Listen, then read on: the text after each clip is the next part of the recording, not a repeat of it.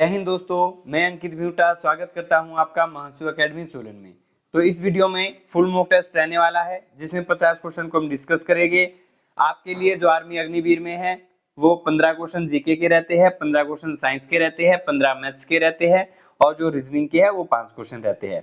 इस बार negative marking नहीं है तो आपने पूरे 50 के 50 क्वेश्चन अटेम्प्ट करके लाने हैं। आपको आते हो तो भी आपने 50 करने हैं और अगर आपको पूरे क्वेश्चन नहीं आते हैं तो भी आपने पूरी की पूरी अटेम्प्टेशन करनी है। इस बात का आपने विशेष ध्यान रखना है। ये आपका मॉक टेस्ट है जिसमें आपको ये पता चलेगा कि आपकी आर्मी अग्निवीर की तैयारी कैसी है। आपका जो एग्जाम है वो 25 यहाँ पे जो आपके एग्जाम है वो 30 से शुरू हो रहे हैं और हैं आपके 10 जुलाई तक। तो इसके लिए आपकी तैयारी कैसी है, इसके लिए आप ये मॉक टेस्ट अटेम्प्ट करें और आप हमें वीडियो के अंत में ये बताएं कि आपका जो स्कोर है वो कितना रहा। तो शुरू करते हैं आज का मॉक टेस्ट। केरल के वर्तमान मुख्यमंत्री कौन है? ओमन चांडी, ए.के. एंटोनी, पिनारायण विजयन या बी.एस. अच्युतानंद। तो केरल के जो वर्तमान में मुख्यमंत्री है वो पिनरई विजयन है। तो ऑप्शन थर्ड यहाँ पे राइट आंसर हो जाएगा। अगर आप हमारे चैनल पर नए हैं तो चैनल को सब्सक्राइब करें और वीडियो को अधिक से अधिक शेयर करें, क्योंकि आर्मी अग्निवीर के लिए हमने मॉक टेस्ट की सीरीज शुरू करी है जो आपकी कंटिन्यूअसली चलती रहेगी। तो यहाँ पे पिनरई विजयन राइट आंसर हो जाएगा। क्वेश्चन नंबर सेकंड, निम्नलिखित में से किस भारतीय राज्य में गणगौरी महोत्सव मनाया जाता है? मणिपुर, राजस्थान, कर्नाटक या केरल? तो इसका जो राइट आंसर है वो होगा राजस्थान। राजस्थान के अंदर गणगौर जो त्योहार है वो मनाया जाता है। नेक्स्ट क्वेश्चन, 13 अप्रैल 1919 को भारत में निम्नलिखित में से कौन सी घटना घटी थी? काकोरी षड्यंत्र, जलियांवाला बाग हत्याकांड, चोरा चोरी कांड या कोमागांटो मारी घटना? तो जो 13 अप्रैल 1919 को है वो जलियांवाला बाग अमृतसर पंजाब के अंदर हुआ था। नेक्स्ट क्वेश्चन, भारत का प्रथम नागरिक कौन है? मुख्य न्यायाधीश, प्रधानमंत्री, राष्ट्रपति या कानून विधायक? तो जो भारत का प्रथम नागरिक होता है वो देश का राष्ट्रपति होता है। तो ऑप्शन थर्ड यहाँ पे राइट आंसर होगा। नेक्स्ट क्वेश्चन, भारत के उत्तरी मैदानों में सबसे लंबी नदी कौन सी है? तो भारत के जो उत्तरी मैदान है वहाँ सबसे लंबी नदी आपने बताना है, गोदावरी, यमुना, गंगा या ब्रह्मपुत्र?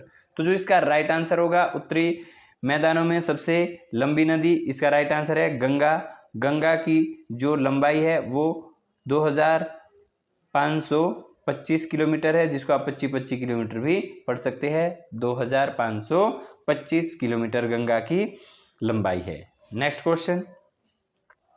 क्वेश्चन है, अर्जुन पुरस्कार विजेता दीक्षा डांगर किस खेल से संबंधित है? तो ये हमारे पुरस्कार और उससे संबंधित खिलाड़ी है। ये भी एग्जाम में बहुत बार पूछे जाते हैं। इसकी हम जल्दी ही अपने चैनल पर वीडियो अपलोड कर देंगे, तो आप चैनल को उसके लिए सब्सक्राइब करें।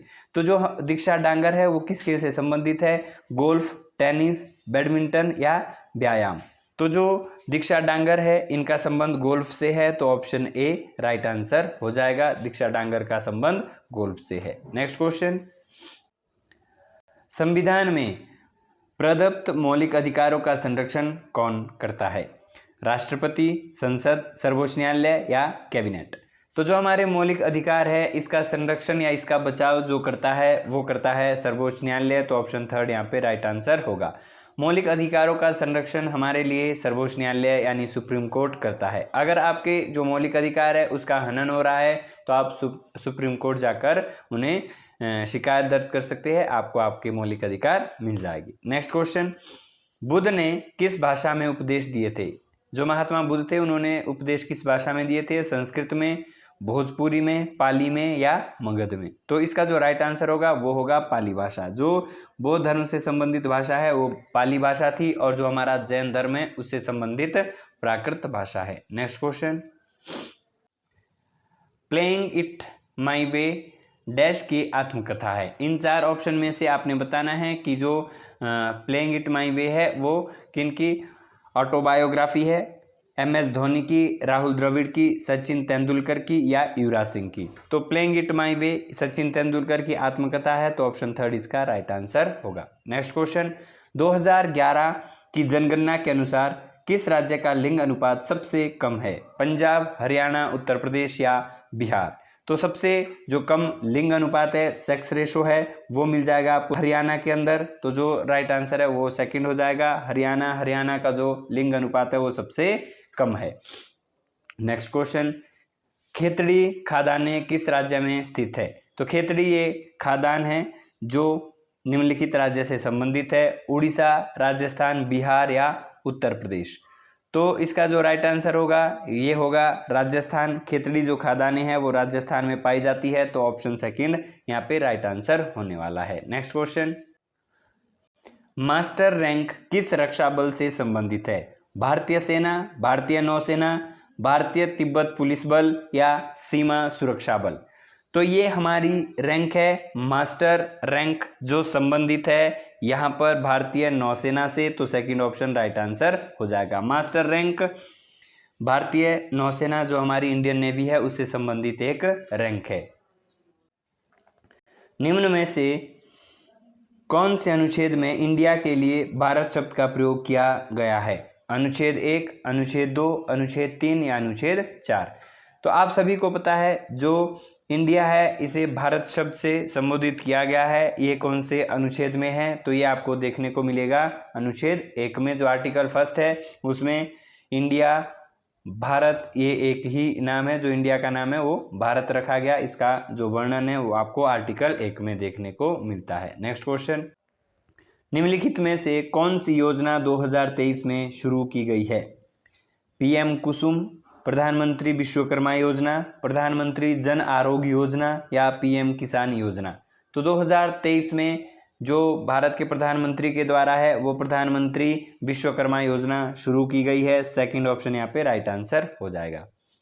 1885 में स्थापित भारतीय राष्ट्रीय कांग्रेस के प्रथम अध्यक्ष कौन थे? मोतीलाल नेहरू, WC बनर्जी, पंडित जवाहरलाल नेहरू या महात्मा गांधी? तो इसका राइट आंसर होगा option number second, WC Banerjee, Womesh Chandra Banerjee. 1985 में जो भारतीय राष्ट्रीय कांग्रेस की स्थापना करी गई थी उसके प्रथम अध्यक्ष थे WC बनर्जी, पूरा नाम है व्योमेश चंद्र बनर्जी। नेक्स्ट क्वेश्चन, कोशिका में नाभिक की खोज किसने की?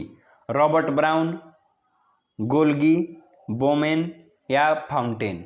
तो जो कोशिका है उसके नाभिक की खोज रॉबर्ट ब्राउन के द्वारा करी गई थी, तो ऑप्शन ए यहाँ पे राइट आंसर होगा। नेक्स्ट क्वेश्चन, गर्भाशय में भ्रूण को पोषण प्रदान करने वाला ऊतक कौन सा है? 4 ऑप्शन में से बताना है, जो गर्भाशय में भ्रूण होता है उसके लिए पोषक कौन प्रदान करता है, कौन सा वो ऊतक है?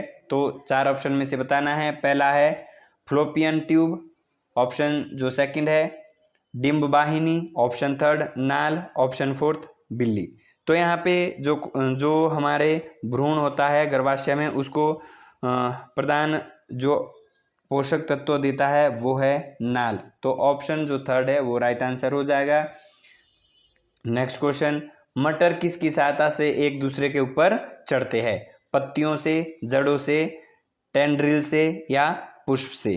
तो इसका जो राइट आंसर होगा वो होगा टेंड्रिल। आपने देखा होगा कि जब आपका मटर का पौधा होता है पहले छोटा होता है, फिर जब वो बड़े हो जाते हैं तो एक दूसरे के ऊपर वो चढ़ने शुरू हो जाते हैं, तो किसकी सहायता से वो चढ़ते हैं? तो थर्ड ऑप्शन आपका टेंड्रिल राइट आंसर हो जाएगा। नेक्स्ट क्वेश्चन, सूत्रकणिका माइटोकॉन्ड्रिया को कोशिका का शक्तिगृह यानी पावर हाउस के रूप में जाना जाता है, क्योंकि वो प्रोटीन उत्पन्न करते हैं, वो प्रकाश उत्सर्जित करते हैं, उनके पास अपना स्वयं का डीऑक्सी राइबोन्यूक्लिक अम्ल यानी DNA होता है, या वो एडिनोसिन ट्राइफॉस्फेट यानी ATP उत्पन्न करता है। तो यहाँ पे सीधा सीधा बोलने का मतलब ये है कि जो माइटोकॉन्ड्रिया को है वो कोशिका का ऊर्जागृह कहा जाता है। क्यों कहा जाता है? तो इसका जो राइट आंसर होगा वो होगा ऑप्शन नंबर 4, क्योंकि वे एडिनोसिन ट्राइफॉस्फेट जिसको आप ATP बोलेंगे, ATP का कभी फुल फॉर्म भी पूछा जाता है तो वो क्या होगा? Adenosine triphosphate. वो माइटोकॉन्ड्रिया क्या करता है? ये ATP यानी एडिनोसिन ट्राइफॉस्फेट उत्पन्न करता है, जिसके कारण कोशिकाओं को ऊर्जा मिलती है, और इसीलिए माइटोकॉन्ड्रिया को शक्ति गृह यानी कोशिका का ऊर्जागृह कहा जाता है। नेक्स्ट क्वेश्चन, निम्नलिखित में से क्या मनुष्य में बौनेपन के लिए उत्तरदायी होता है? यानी एक जो मनुष्य होता है उसके अंदर बौनापन होता है, किसके कारण होता है बौनापन? कौन बौनेपन के लिए उत्तरदायी है? थायरॉक्सिन, पिट्यूटरी ग्रंथि जिसको पीयूष ग्रंथि कहा जाता है, एड्रिनल ग्रंथि या अग्नाशय ग्रंथि। तो इसका जो राइट आंसर होगा वो होगा पीयूष ग्रंथि जिसको पिट्यूटरी ग्लैंड कहा जाता है। मनुष्य में बौनेपन का जो कारण है, बौनेपन के कारण के लिए उत्तरदायी है वो है पिट्यूटरी ग्लैंड, पीयूष ग्रंथि। नेक्स्ट क्वेश्चन, कार्बन की संयोजकता कितनी है? 1, 2, 3 या 4? तो जो कार्बन की संयोजकता है वो 4 है, तो ऑप्शन 4 यहाँ पे राइट आंसर हो जाएगा। फोर्थ जो ऑप्शन है 4 वो राइट आंसर होगा। नेक्स्ट क्वेश्चन, मोमबत्ती के जलने के प्रक्रम में डैश होती है?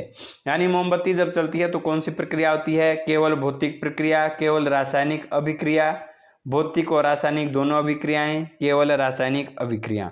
तो मैं आपको बता दूं, वैसे तो हमने पढ़ा भी है जो जब आप मोमबत्ती जलाते हो तो वो रासायनिक परिवर्तन है, लेकिन इसमें कहीं ना कहीं भौतिक परिवर्तन भी होता है। तो जब एक मोमबत्ती को जलाया जाता है तो वो कौन सी घटना उत्पन्न करता है? वो रासायनिक और भौतिक दोनों अभिक्रियाओं के ऊपर काम करता है हमारी मोमबत्ती। ये आपने ध्यान देना है, बोला भी मैंने है आपको, जो मोमबत्ती है वो दोनों में वो क्रिया होती है, भौतिक भी और रासायनिक भी। तो थर्ड ऑप्शन यहाँ पे राइट आंसर होगा। नेक्स्ट क्वेश्चन, चींटी के डंक में कौन सा अम्ल होता है? टार्टिक अम्ल, मेथेनाइक अम्ल, दुग्ध अम्ल या एसिटिक अम्ल? तो जो हमारा चींटी होती है जब वो डंक मारती है तो उसमें होता है मेथेनाइक अम्ल और फार्मिक अम्ल भी होता है। तो आपने दोनों ध्यान देने हैं, चींटी के डंक में मेथेनाइक अम्ल और फार्मिक अम्ल दोनों पाए जाते हैं। तो फार्मिक अम्ल और मेथेनाइक में से यहाँ पे ऑप्शन में कोई एक ही होता, तो मेथेनाइक अम्ल इसका राइट आंसर होगा। नेक्स्ट क्वेश्चन, चाकू से निम्नलिखित में से किस धातु को आसानी से काटा जा सकता है? एल्यूमिनियम, प्लेटिनियम, तांबा या सोडियम? तो सोडियम धातु ऐसी है जिसको आसानी से चाकू के द्वारा काटा जाता है, तो ऑप्शन 4 यहाँ पे राइट आंसर होगा। नेक्स्ट क्वेश्चन, कार्बन निम्नलिखित में से किस बॉन्ड का निर्माण करता है? हमारा जो कार्बन है वो किस बॉन्ड पे काम करता है ये आपने बताना है। तो 4 ऑप्शन है, आयनिक बंध, सह संयोजन बंध, धात्विक बंध या वैन डर वाल? तो जो हमारा कार्बन है वो काम करता है सह संयोजक बंध के ऊपर, तो ऑप्शन जो सेकंड है वो राइट आंसर हो जाएगा। ये अच्छा क्वेश्चन है, आपने इसको ध्यान देना है। नेक्स्ट क्वेश्चन, सूर्य से पृथ्वी पर ऊष्मा का संचरण किस विधि के द्वारा होता है? चालन, संवहन, संचालन या विकिरण? तो जो हमारा सूर्य है उससे प्रकाश पृथ्वी तक आता है, ये आता है विकिरण के माध्यम से। ये क्वेश्चन सभी को आता है और करवा भी रखा है। तो जो सूर्य का प्रकाश है वो पृथ्वी तक विकिरण के माध्यम से आता है, ऑप्शन 4 राइट आंसर होगा।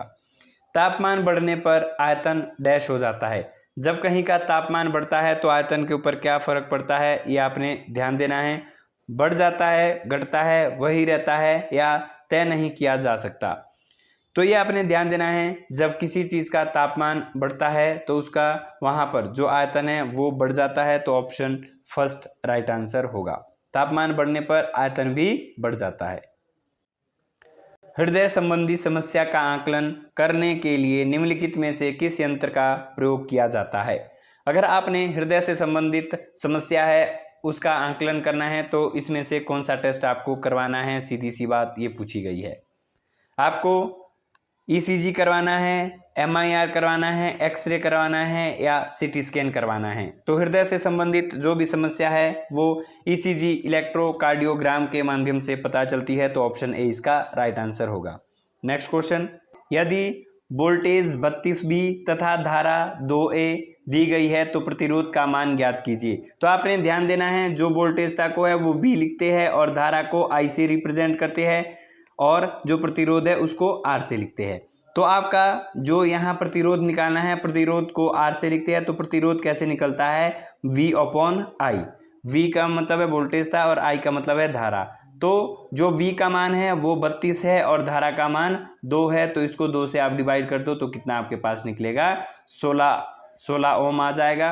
तो इसका राइट आंसर है ऑप्शन नंबर 4। ये फॉर्मूला है प्रतिरोध का, प्रतिरोध बराबर है वोल्टेज बटे धारा। प्रतिरोध का मतलब क्या है, वोल्टेज बटे धारा। तो वोल्टेज 32 है, धारा 2 है, तो 2 से आपने 32 को डिवाइड कर दिया, वो आया 16। ये क्वेश्चन आपने ध्यान देना, ऐसे क्वेश्चन आते हैं तो फॉर्मूला निकलता है, और एक मॉक टेस्ट में हम एक दूसरा फॉर्मूला भी हमने किया हुआ है। नेक्स्ट क्वेश्चन, किसी वस्तु द्वारा तय की गई कुल पथ की लंबाई को क्या कहते हैं, दूरी, रफ्तार, वेग या त्वरण। तो किसी वस्तु के द्वारा जो तय की गई कुल लंबाई है उसे दूरी कहा जाता है, तो ऑप्शन ए राइट आंसर होगा। अभी तक हमने जीके और साइंस के 30 क्वेश्चन डिस्कस कर लिए हैं। अब सॉल्यूशन चलने वाला है मैथ्स का और रीजनिंग का। 31 से लेकर 50 तक मैथ्स और रीजनिंग के क्वेश्चन रहने वाले हैं, तो नोटबुक और पेन निकाल ले, क्योंकि हम 31 से लेकर 50 तक का फुल सॉल्यूशन करेंगे। तो 31वां क्वेश्चन है, 11 को 100 से भाग देने पर दशमलव रूप क्या होगा।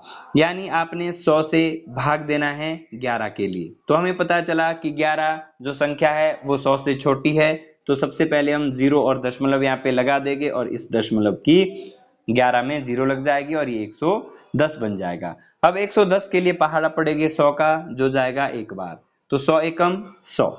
अब क्या करेंगे, इस 110 में से 100 घटा देंगे, तो हमारे पास जो शेष है वो 10 बचता है। अब दशमलव है, क्योंकि 10 छोटा है तो दशमलव की एक 0 में यहाँ पे लगा देंगे और 10 की वैल्यू 100 बना देंगे। अब 100 का पार्ट आ जाएगा एक बार, 100 एकम 100, तो यहाँ पे 100 में से 100 गया, 0 आपका वापस रहने वाला है, तो इसका दशमलव रूप क्या आया, 0.11, जो ऑप्शन नंबर 1 में दिया गया है। तो फर्स्ट ऑप्शन यहाँ पे राइट आंसर होगा। नेक्स्ट क्वेश्चन, उस लड़की के अंक क्या होंगे जो 400 में से 70% अंक प्राप्त करती है। एक लड़की है जिसने एक परीक्षा दी और उसमें जो पूर्णांक है वो था 400 का। अब 400 में से उसने 70% अंक प्राप्त किए, तो आपने ये बताना है कि उसने कितने अंक 400 में से प्राप्त किए। तो आप सभी को पता है 400, जब यहाँ से 70% हटेगा तो बटे में वैल्यू चली जाएगी 100। 2 0 से ये 2 0 कैंसिल आउट हो जाएगी, हमारे पास क्या बचा, 4 गुणा 70, और अगर इसकी गुणा करेंगे 7 चौके आ जाएगा 28 और 0 की 0, यानी उसके जो पूर्णांक है जो उसने 400 में से अंक प्राप्त किए वो 280 है। तो 280 यहाँ पे ऑप्शन नंबर 4 में दिया गया है, तो ऑप्शन 4 क्या हो जाएगा, राइट आंसर हो जाएगा। नेक्स्ट क्वेश्चन, व्यंजक 24 भाग ब्रैकेट में 3 गुना 2 बराबर है क्वेश्चन मार्क, इसको आपने सरल करना है। तो बोर्ड मास का क्वेश्चन है, 24 भाग ब्रैकेट में क्या है, 3 गुणा 2 बराबर है क्वेश्चन मार्क। तो सबसे पहले ब्रैकेट ओपन होगी, 24 भाग 2 तिया 6, तो कैंसिल आउट हो जाएगा, 6 कम 6 और 6 चौका 24, तो जो क्वेश्चन मार्क की वैल्यू है वो कितनी आई, 4। यहाँ पे सेकंड ऑप्शन में 4 दिया गया है, तो सेकंड ऑप्शन राइट आंसर होगा। नेक्स्ट क्वेश्चन, 0.64 को भिन्नात्मक रूप क्या होगा।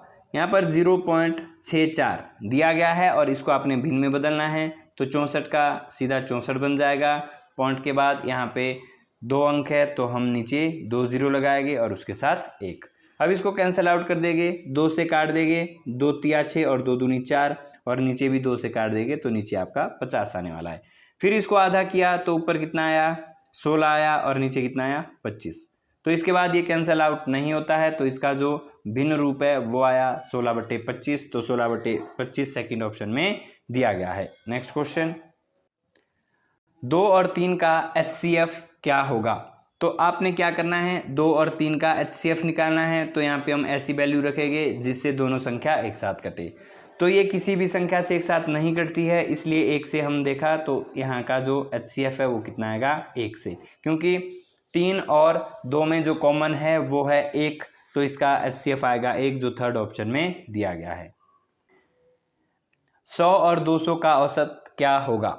औसत के लिए आपको क्या करना पड़ता है, औसत जब आपको निकालनी है तो आपसे औसत पूछी गई है 100 और 200 की, तो 100 और 200 का औसत क्या आएगा। औसत के लिए क्या करोगे, आप संख्याओं को जोड़ दोगे और जितनी संख्याएं उससे भाग दोगे। तो औसत कैसे निकलता है, संख्याओं का योग बटे में कुल संख्या। कुल संख्या कितनी है, 2, तो 200 में आप 100 जोड़ दोगे तो ये कितना बना आपका 300, और संख्याएं कितनी है, 2, तो 300 का आधा कितना होता है। क्वेश्चन नंबर 36, 100 और 200 का औसत क्या होगा। तो औसत क्या होता है? आपका औसत होता है, जो एवरेज है वो होता है सम ऑफ नंबर यानी संख्याओं का जोड़ अपॉन टोटल नंबर की कुल कितनी संख्याएं हैं। औसत क्या होता है? संख्याओं का योग बटे में कुल संख्या। तो संख्याओं का योग करेंगे तो 100 प्लस आपने 200 करना है और कुल संख्या कितनी है? कुल संख्या है 2। तो 100 में 200 जोड़ोगे तो वो बनता है 300 बटे में आपका कितना है? 2। तो 2 से इसको काटोगे 15 दूनी 30, 0 की 0, तो 300 का जो आधा है वो 150 होता है। तो 150 ऑप्शन नंबर ए में दिया गया है, तो ऑप्शन ए राइट आंसर होगा। नेक्स्ट क्वेश्चन, प्रथम 4 सम संख्याओं का औसत क्या होगा? ये भी आपसे औसत पूछा गया है। तो सबसे पहले प्रथम जो 4 सम संख्याएं हैं वो होगी 2, 4, 6 और 8। तो ये 4 सम संख्याएं प्रथम। अब आपसे एवरेज पूछा गया है और एवरेज को अभी हमने पढ़ा, सम ऑफ नंबर संख्याओं का योग अपॉन टोटल नंबर कुल संख्याएं। तो संख्या का योग क्या आ जाएगा? 2 प्लस 4 प्लस 6 प्लस 8 और संख्याएं कितनी हैं? संख्याएं 4। तो जब हमने इसका योग किया तो योग कितना आएगा? 8 और 6 14, 14 और 4 18, 18 और 2 20 और कुल संख्याएं 4। तो 4 का पहाड़ा कितने बार जाएगा? 5 बार जाएगा। तो 4 पंजे 20, तो 5 राइट आंसर होगा जो सेकंड ऑप्शन में दिया गया है। नेक्स्ट क्वेश्चन, यदि मूलधन राशि 200 रुपये है, ब्याज 8% है और समय अवधि 2 वर्ष है, तो साधारण ब्याज ज्ञात कीजिए। तो साधारण ब्याज क्या होता है? साधारण ब्याज यानी सिंपल इंटरेस्ट बराबर है मूलधन गुणा दर गुणा समय बटे में 100। तो आपका जो सिंपल इंटरेस्ट है वो क्या निकलेगा? मूलधन है आपका 200 रुपये, दर है 8% की, समय अवधि है 2 की और बटे में क्या आ जाएगा? 100। 2 जीरो से 2 जीरो कैंसिल आउट कर देंगे तो यहाँ पे क्या हो जाएगा? 2 8 16 और 16 दूनी 32। तो सिंपल इंटरेस्ट क्या निकल के आया? 32। 32 किस ऑप्शन में दिया गया है? तो 32 आपको थर्ड ऑप्शन में देखने को मिलेगा, तो ऑप्शन थर्ड राइट आंसर होगा। नेक्स्ट क्वेश्चन, एक आयत में कितने शीर्ष होते हैं? 1, 8, 2 या 4? तो आपने ध्यान देना है, एक आयत में 4 कोण होते हैं, 4 शीर्ष होते हैं और 4 भुजाएं होती है। तो इसका जो राइट आंसर है वो ऑप्शन नंबर 4 होगा। 4 आयत में कितने शीर्ष होती है? 4। नेक्स्ट क्वेश्चन, एक आयत का परिमाप क्या है जिसकी लंबाई 2 सेंटीमीटर और चौड़ाई 3 सेंटीमीटर है? ये आपका आयत आ जाएगा जिसकी आमने सामने की भुजाएं बराबर होगी। लंबाई 2 सेंटीमीटर और जो चौड़ाई है वो है 3 सेंटीमीटर। तो इसका पूछा गया है परिमाप। तो आयत का परिमाप क्या होता है? आयत का परिमाप कैसे निकलेगा? ये निकलता है 2 इंटू लंबाई प्लस चौड़ाई, लंबाई प्लस चौड़ाई। तो यहाँ पे 2 इंटू लंबाई और चौड़ाई कितनी है? 2 प्लस 3, तो कितना आ जाएगा? 2 इंटू 2 और 3 कितने हो गए? 5, तो 5 दूनी 10, तो 10 सेंटीमीटर इसका निकलने वाला है परिमाप। तो 10 सेंटीमीटर कौन से ऑप्शन में? ऑप्शन नंबर फर्स्ट में दिया गया है, तो ऑप्शन फर्स्ट इसका राइट आंसर होगा 10 सेंटीमीटर। नेक्स्ट क्वेश्चन, निम्नलिखित अनुपातों में से प्रत्येक को उसके सरलतम रूप में व्यक्त कीजिए। यहाँ पे हमारे पास अनुपात क्या दिया है? 3 मीटर अनुपात 90 सेंटीमीटर। तो इसको डायरेक्ट नहीं काटना है क्योंकि आपका यहाँ पे आंसर गलत होने वाला है अगर आपने इसको डायरेक्ट काटा, क्योंकि ये यूनिट यहाँ पे मीटर में है, ये सेंटीमीटर में है। तो हमने क्या करना है? 3 मीटर को सेंटीमीटर में बदलना है। तो ये 3 है और जो 1 मीटर है उसमें 100 सेंटीमीटर होते हैं। अनुपात ये 90 सेंटीमीटर पहले से ही दिया गया है। अब आप इसको इजीली काट सकते हैं। 3 गुणा 100, तो ये आपका 300 सेंटीमीटर आया और यहाँ पे 90 सेंटीमीटर आया। तो सामने से सामने 0 से 0 काट देंगे, फिर 3 से कटता है 3 तिया 9 और 3 धाए 30। तो जो इसकी रेशो आई वो आई 10:3। तो 10:3 थर्ड ऑप्शन में दिया गया है, तो इसका जो राइट आंसर है वो होगा 10:3। नेक्स्ट क्वेश्चन, यदि व्यक्ति ए किसी कार्य को 15 दिन में पूरा करता है, यदि वह 6 दिन कार्य करे तो वह कितने प्रतिशत कार्य पूरा हो जाएगा? तो आपने ध्यान देना है, ए किसी कार्य को 15 दिन में करता है, लेकिन वो जो काम है वो 15 दिन नहीं करता है, उसने काम कितने दिन किया हुआ है? 6 दिन किया हुआ है। तो इसकी आपने प्रतिशत बतानी है। तो प्रतिशत कैसे निकलता है? प्रतिशत निकलता है किया गया काम बटे कुल काम गुणा 100।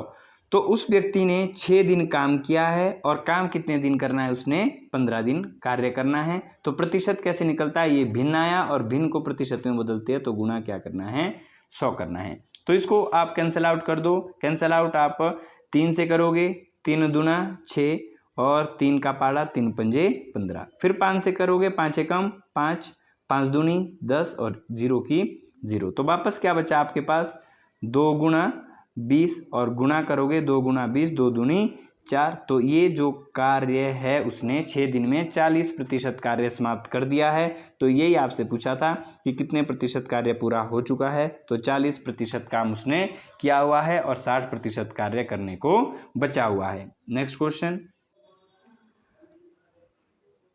100 के वर्ग में कितनी शून्य होती है। तो यहाँ पे आपने क्या करना है, ये आपके पास 100 है और इसका आपने क्या करना है, वर्ग करना है। तो वर्ग का मतलब होता है कि 100 को आपने कितने बार गुना करना है, 100 को गुना करना है आपने 2 बार। तो यहाँ पे 1 से 1 गुणा हो जाएगा, 1 एकम 1 और 1 के पास जो वापस बची 0 वो कितनी है, 1 2 3 4। तो आप क्या करोगे, यहाँ पे इसके साथ 4 0 लिख दोगे। तो ये जो 100 का वर्ग है वो 10,000 होता है और 10,000 में 0 कितनी होती है, 4 0 होती है। तो वही पूछा गया था कि 100 के वर्ग में कितनी शून्य होती है, तो वो होती है 4। ऑप्शन नंबर 3 राइट आंसर होगा। यदि 10 व्यक्ति किसी कार्य को 20 दिन में पूरा करते हैं तो 15 व्यक्ति उसी कार्य को कितने दिन में पूरा करेंगे। तो ये MDS से है, व्यक्ति को आप मैन मानते हो तो ये M1 की वैल्यू है और दिन को आप D1 मानते हो, ये D1 की वैल्यू है। और यहाँ पे फिर से व्यक्ति दिए है तो ये वैल्यू है M2 की, और कितने दिन में करेंगे तो वैल्यू निकालनी है D2 की। फॉर्मूला क्या बना, M1 गुणा D1 बराबर है M2 गुणा D2। तो M1 की वैल्यू कितनी दी है, पहले व्यक्ति थे 10 और वो करते थे 20 दिन में, अब व्यक्ति आए 5, वो करेंगे कितने दिन में, ये वैल्यू निकालनी है। तो 5 एकम 5 सामने कटता है, 5 एकम 5, 5 चौका 20। तो यहाँ पे D2 बचा है और यहाँ पे 10 चौका 40 वैल्यू आ गई D2 की। तो कितने दिन में करेंगे, 40 दिन में करेंगे। तो 40 दिन यहाँ पे ऑप्शन नंबर 3 पे दिया गया है, तो ऑप्शन 3 यहाँ पे राइट आंसर होगा। वह संख्या क्या है जिसमें से 8 घटाने पे 26 प्राप्त होता है। तो आपने सीधी सी बात है कि वो संख्या A माननी है। तो A में से हम क्या घटाएंगे, 8 घटाएंगे और हमें प्राप्त क्या होगा, 26 होगा।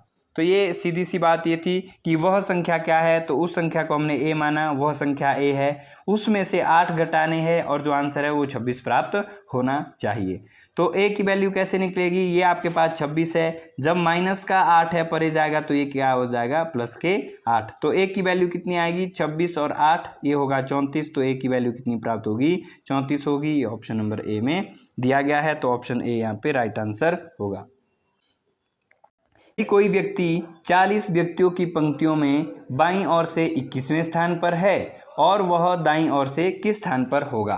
तो आपने ध्यान देना है, जब आपके पास कुल विद्यार्थी दिए जाए, जैसे यहाँ पे कुल विद्यार्थी है 40 और एक ओर से, चाहे वो बाईं ओर से हो चाहे वो दाईं ओर से हो, एक स्थान दिया जाए, तो स्थान इन्होंने दिया है, स्थान कौन सा है, 21वां।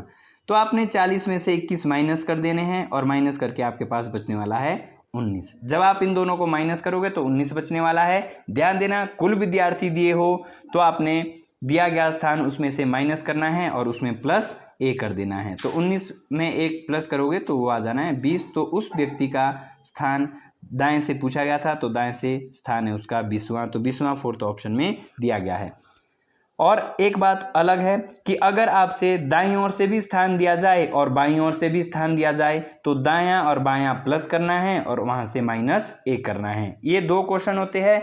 अगर कुल दिया जाए, जैसे यहाँ पे कुल दिया गया था, तो कुल में से दिया गया स्थान माइनस करना है और उसमें प्लस A करना है।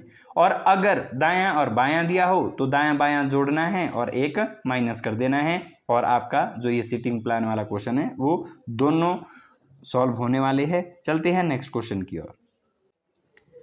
निर्देश दिए गए शब्दों को उनके शब्दकोश के विपरीत क्रम में व्यवस्थित कीजिए और तीसरे स्थान पे आने वाले शब्द का चयन कीजिए। तो शब्दकोश में हमारे पास शब्द कौन कौन से हैं, तो पहला शब्द है TOGETHER।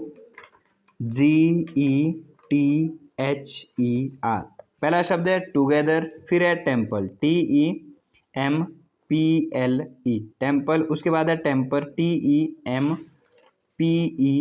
और लास्ट में है टेक्निक, TECHNIQUE। ये हमारे पास 4 शब्द है और इनमें बोला है कि इनको दोबारा आप निर्देश पढ़ ले। दिए गए शब्द को उसके शब्दकोश के विपरीत क्रम में व्यवस्थित कीजिए और तीसरे आने वाले शब्द का चयन कीजिए। तो इनको ऐसे बताना है विपरीत में, कि जो विपरीत है यानी उल्टे से। उल्टे का मतलब है अगर हम हिसाब से चले, एक क्रम के हिसाब से चले, तो यहाँ पे जो सबसे पहले आने वाला है टेक्निक। अगर हम एक डिक्शनरी के हिसाब से चले तो पहले पे क्या आया, टेक्निक। क्यों पहले पे टेक्निक आया, क्योंकि यहाँ पे सबके पास टी कॉमन है। फिर जो हमारे पास इसके बाद है वो ई है, तो ये चला गया हमारे पास चौथे नंबर पे। मैं अभी क्रम के हिसाब से लगा रहा हूँ, फिर विपरीत क्रम में लगाऊंगा। क्रम के हिसाब से ये पहले पे आया, ये चौथे पे आया। फिर सबके पास यहाँ पे तीनों पे ई कॉमन था, फिर इनके पास यहाँ पे आ गया सी, तो ये तो पहला आ गया। अब दूसरा कौन सा आएगा, इनके पास MM है, इनके पास PP है, फिर इसके पास L है, L होता है 12 पे और E होता है 5 पे, तो दूसरे पे ये आया और तीसरे पे ये आया। तो ये तो हमारे क्रम में थे कि पहले ये आएगा, फिर ये आएगा, फिर ये आएगा, फिर ये आएगा। लेकिन इन्होंने विपरीत क्रम में पूछा, तो विपरीत क्रम का मतलब है कि ये पहले पे आएगा, ये दूसरे पे आएगा, ये तीसरे पे आएगा और ये चौथे पे आएगा। तो ये हमारा क्रम है आरोही क्रम, और ये वाला है अवरोही क्रम। तो अवरोही क्रम होता है उल्टा, अवरोही क्रम। तो यहाँ से उल्टा विपरीत में पूछा है, तो विपरीत में तीसरा कौन सा आएगा, ये तीसरा विपरीत में है टेम्पर, तो टेम्पर इसका राइट आंसर होगा, जो ऑप्शन नंबर 4 पे दिया गया है। श्रृंखला 2, 6, 14, 30 को पूरा करे तो अगला कौन सा आने वाला है। तो ये श्रृंखला है जो आपको गैप के हिसाब से निकालनी है। 2 और 6 के मध्य 4 का गैप है, और 16 ये आपका 6 है, 6 और 14 के मध्य गैप कितने का है, तो ये है 8 का। 8 और 6 14, और 14 और 30 के बीच गैप कितने का आएगा, तो ये गैप है 16 का। तो गैप देखोगे आप, ये डबल हो रहा है, 4 का डबल 8, 8 का डबल 16, 16 का डबल कितना जाएगा 32। तो 30 में 32 ऐड करो, जो कितना बन जाएगा 62 बन जाएगा। तो ये जो राइट आंसर है वो आएगा 62, जो ऑप्शन नंबर 3 पे दिया गया है। उस विकल्प का चयन कीजिए जो निम्नलिखित श्रृंखला में प्रश्न चिन्ह के स्थान पर आ सकता है। तो हमारी श्रृंखला क्या है, Z, V, R, N, J, और यहाँ वाला बताना है। Z होता है 26 पे, V होता है 22 पे, R होता है 18 पे, N होता है 14 पे, और E होता है 10 पे। तो हमने देखा कि जो 26 और 22 है इसके बीच गैप है -4 का, 22 और 18 के बीच -4, 18 और 14 के बीच -4, 14 और 10 के बीच -4। तो 10 में -4 करना है तो वो आएगा 6, और 6 पे क्या होता है F, 6, यानी F फॉर फिक्स। तो इसमें 6 की साउंड आती है, तो 6 में क्या है F यहाँ पे ऑप्शन नंबर 2 में दिया गया है, तो ऑप्शन सेकंड यहाँ पे राइट आंसर होगा। और हमारी इस वीडियो का अंतिम प्रश्न है, वर्णमाला श्रृंखला में बाईं ओर से 9वां अक्षर क्या होगा। तो आपने मेरी 2 बातें ध्यान रखनी है। पहली बात कि अगर आप वर्णमाला को लिख रहे हो बाएं से, वर्णमाला बाएं से, तो बाएं से का मतलब है A, B, C और कहाँ तक Z तक, ये क्रम है बायां। और अगर वर्णमाला पूछी जा रही है दाईं ओर से, तो दाएं का मतलब है Z, Y, X और A तक, ये क्रम है आपका दायां क्रम, और ये क्रम है बायां क्रम। तो यहाँ से पूछा गया है कि अंग्रेजी वर्णमाला में 9वां अक्षर क्या होगा। तो जब आप ABCD लिखोगे ABCDEF, फिर आ जाएगा आपका GHI। तो देखा, ये 1 है, ये 2 है, 3 है, 4 है, 5 है, 6 है, 7 है, 8 है और 9 है। तो 9वें स्थान पे क्या आएगा आपका बाएं से, तो I आ जाएगा। I यहाँ पे सेकंड ऑप्शन में दिया गया है। तो जो वर्णमाला की श्रृंखला है ये आपने ध्यान देना है।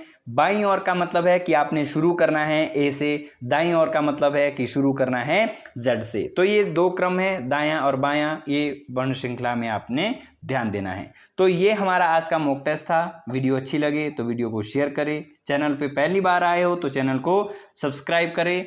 जय हिंद, जय भारत।